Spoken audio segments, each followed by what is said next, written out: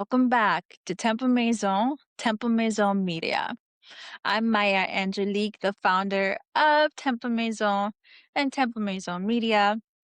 And in our last episode, we talked about the cost of performance and what happens when we spend our lives trying to earn our worth through achievement. Now, today I want to talk about something that completely changed the way I view personal growth: your future self, not as a fantasy or an alter ego, not as a vision board, not as a version of yourself that magically appears one day, but as an identity that is available to you right now, and how to tap into that. Because one of the biggest realizations I've had is this: the future self isn't waiting for you.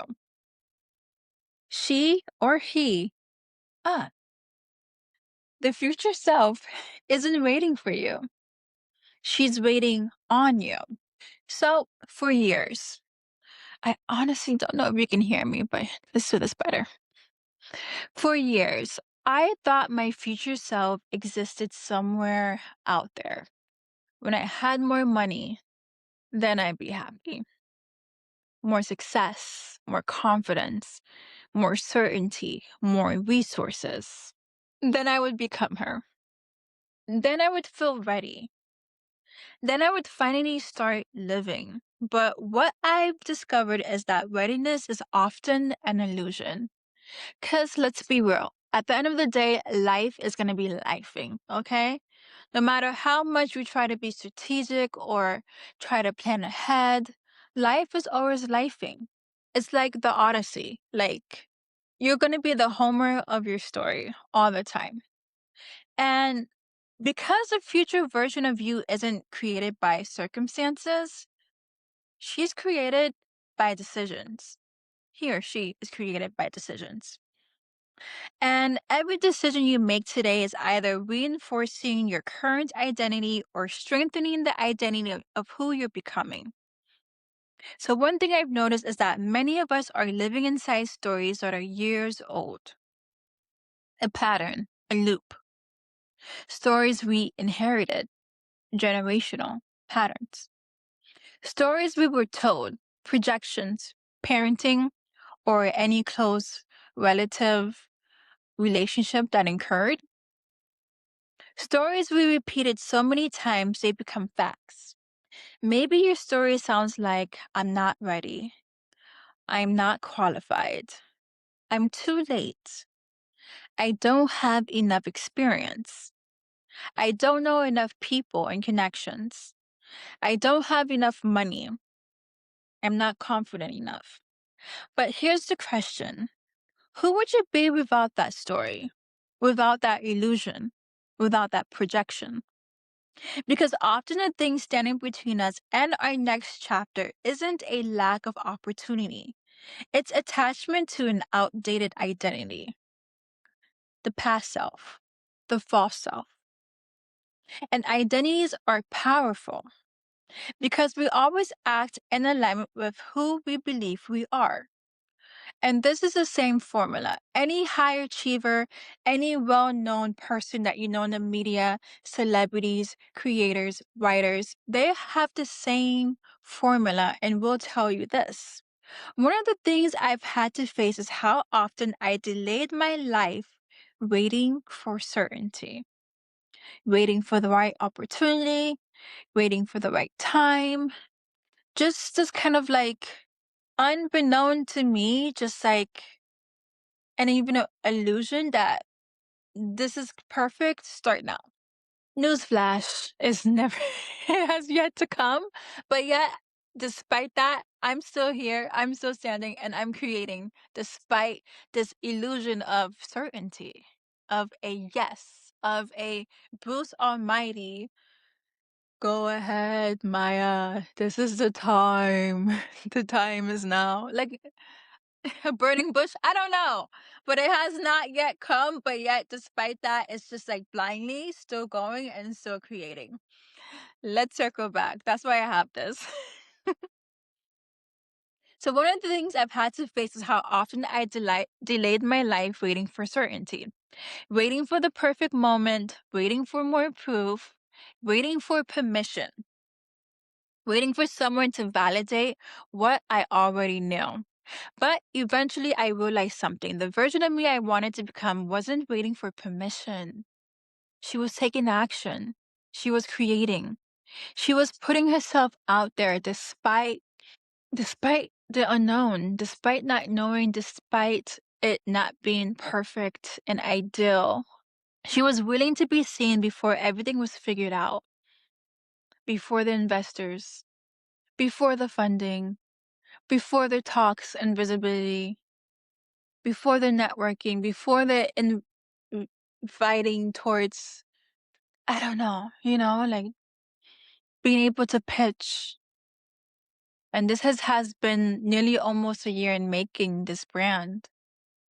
And it's an umbrella. There's other things too, but I digress. And that's uncomfortable because growth requires us to leave behind familiar versions of ourselves, even when those versions are no longer serving us. So, I want to offer you a simple exercise. Take a moment and imagine your future self, not 5 years from now, not 10 years from now, just a version of you, the version of you that already embodies what you're working toward. Ask yourself, how does he or she or they speak? How does she make decisions? How does she handle challenges? How does she take care of her body? How does she spend her time? What boundaries does she have? What does she no longer negotiate or tolerate?